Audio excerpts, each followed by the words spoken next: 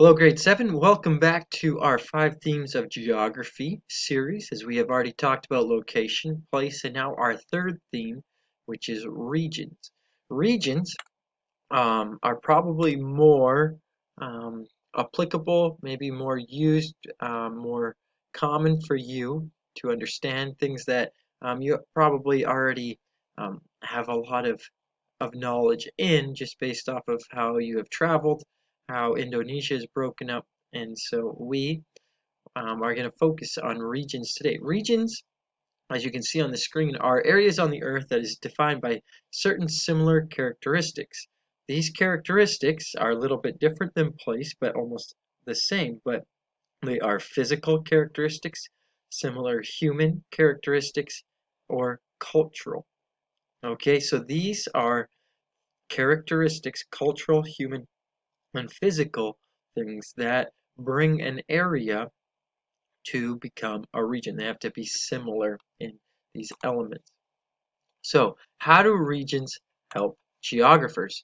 Regions help divide the world to make it easier to study. So, a region, I'm going to let the cat out of the bag, is the Middle East.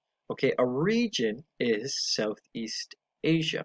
It is an area of Asia that's in the southeast that has certain attributes.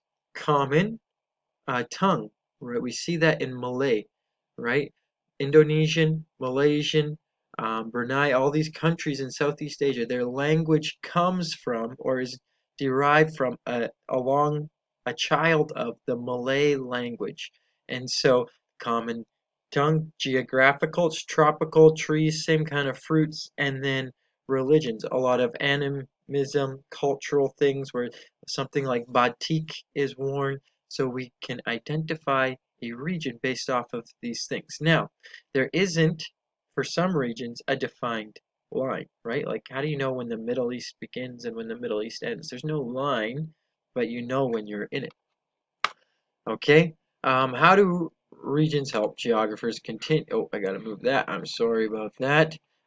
Regions help us to learn about the differences and the similarities that help our world function as a unit. And so these things we can study as maybe as businessmen. You want to expand your business. They help you understand, is my product going to be successful in this region?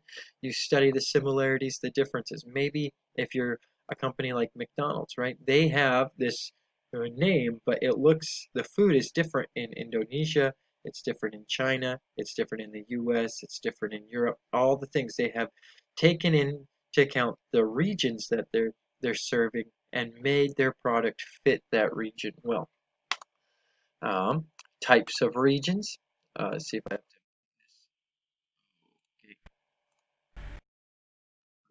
to found. Pause. Okay, I'm back at you. I'm not sure why it was doing that. I think it was the recording here. Put myself in this corner now. Types of regions. Regions, a group of place with at least one common physical or human characteristic and may be determined by people's opinion, influenced by one's culture and experiences. You can think of regions as having both human, so center county, and physical, Great Plains characteristics. Okay, sharing different things. Oh, it's doing it again. Types of regions. First type of a region, okay, is a formal region. Regions in which certain characteristics are found in them. So formal is official. These things have borders, okay? You are in the county or the province of West Java. You are in the city of Jakarta, okay? There's a border, there's a region, there's a common theme, a common language, characteristics that are found in them. This is a region, okay? That's formal. It's official. Now, another type of region is functional regions, consisting of a central place and surrounding a place affected by it. So, what I would say about this is Jakarta and the greater area. I think they call that like JABKT or whatever in Jakarta. And it is the suburbs. It's the country or the cities and the areas that has grown out of Jakarta. They're not officially a part of Jakarta, the city, of Jakarta in their formal lines, but they function as a part of Jakarta. When you drive down the road, you don't know when you have ended one part of um, the suburb into Jakarta. It's all seems to be mixed in, like Bogor, Jakarta area.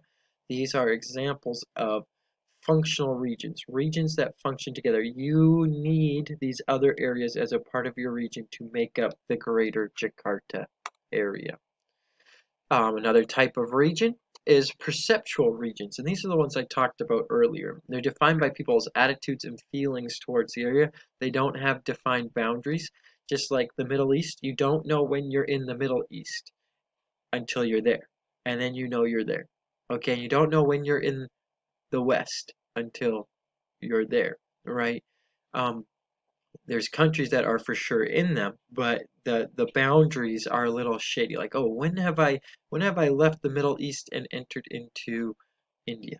Or when have I left the West and made it into the Middle East? And so there's these shaky things, but they are defined by the the perceptions, the feelings, the language, how you apply what you're seeing. And so we make up these regions. It makes them easier to study and to learn from.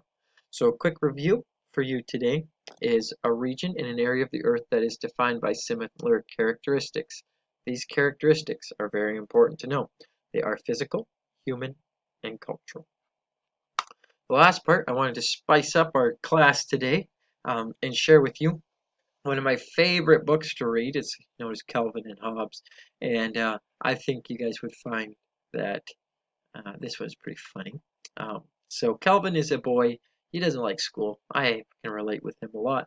But he's sitting at the bus stop in Canada and the West, that region.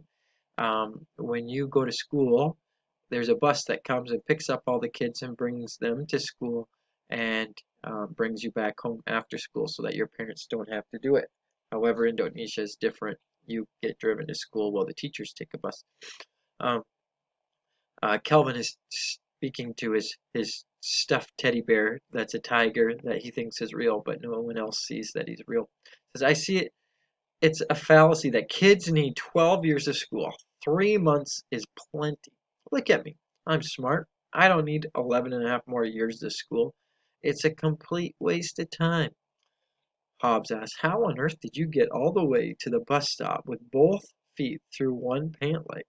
Oh, I fell down a lot. Why? What's your point? Nothing.